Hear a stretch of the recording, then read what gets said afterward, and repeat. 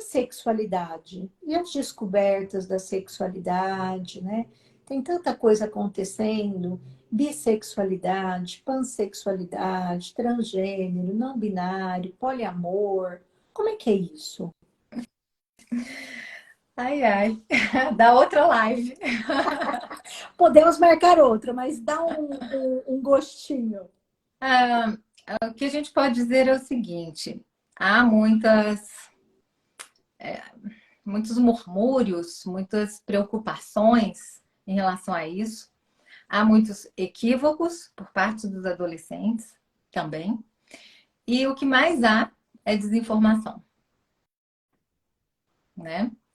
E por causa dessa desinformação, uma série de coisas pode acontecer.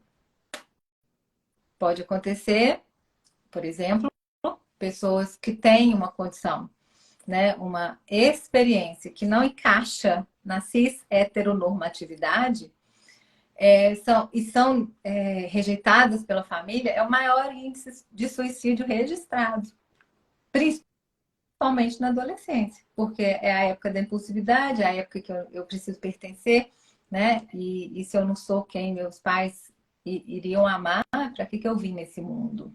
Então é bem crítico, né?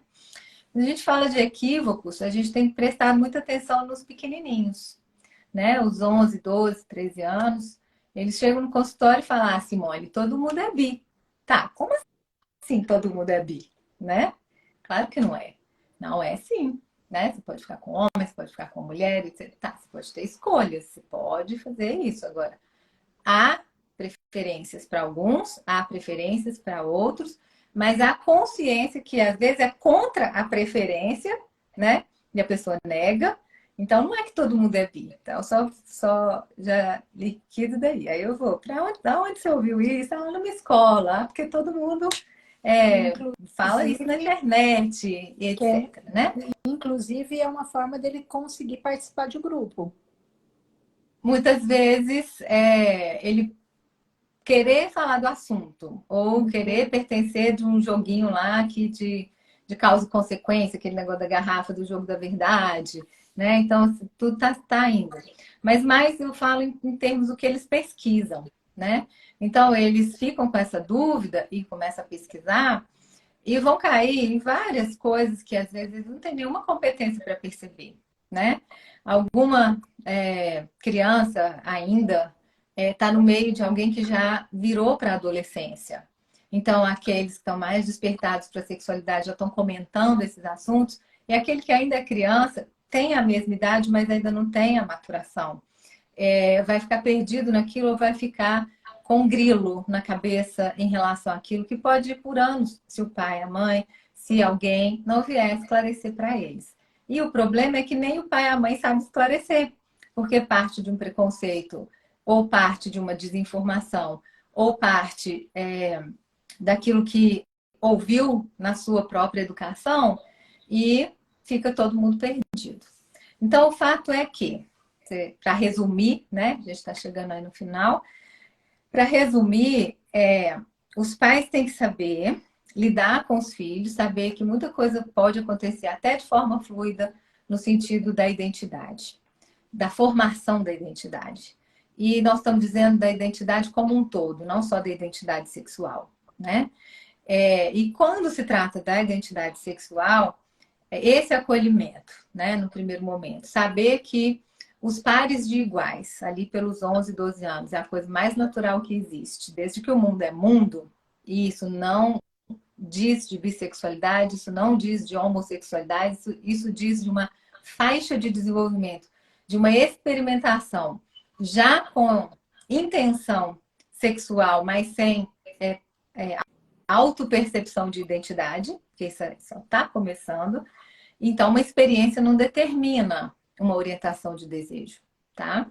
No entanto, pessoas que não sabem ou não têm uma, uma clareza, né? E por acaso, nesse jogo da verdade lá, por exemplo, beijou pessoa do mesmo sexo, sentiu alguma coisa, logo pode achar que, então eu sou gay porque eu senti. Não, você não sentiu porque você é gay, porque um gay pode casar virgem sabendo que é gay. Não é isso que determina, né? Então a coisa é tão complexa que não dá para a gente reduzir em 5 minutos. Sim. Mas eu sempre tiro esse grilo, queria deixar registrado aqui que é muito importante. Nosso corpo é sensorial, nós falamos de cérebro aqui o tempo todo. Todos os inputs que chegam pelos órgãos dos nossos sentidos vão ser lidos pelo nosso cérebro. Se são circuitos, se são estímulos aversivos, vão ser lidos como dor ou medo, né?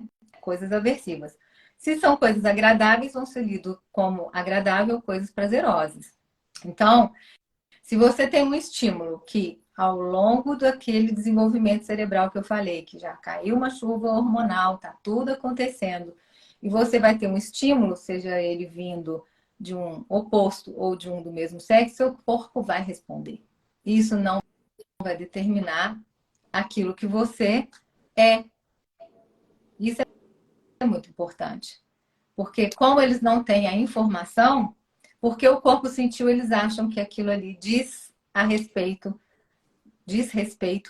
à sua orientação de desejo.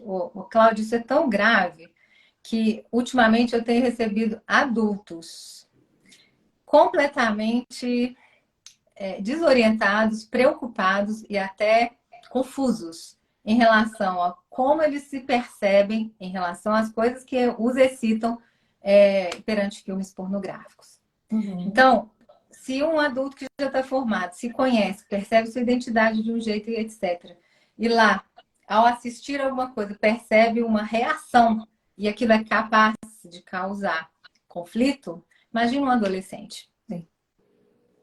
Sim.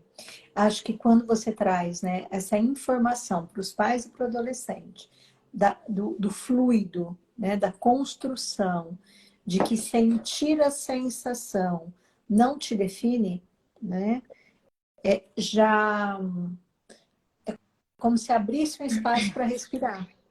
Né? Até Sim. porque não tem que determinar, não tem que rotular. Né? Mas aí é todo no processo dessa percepção. E à medida em que essa percepção vai acontecendo, aí sim, aqueles que se percebem, eles precisam, aí vai outro recado para os pais, né? Aqueles que se percebem de um jeito que não está adequado com a maioria ou não está adequado com a família, no mínimo, a maior ajuda que pode ser dada é o acolhimento, é a aceitação, né? Muitas vezes os pais não vão aceitar porque tem medo do filho sofrer. Mas é o contrário.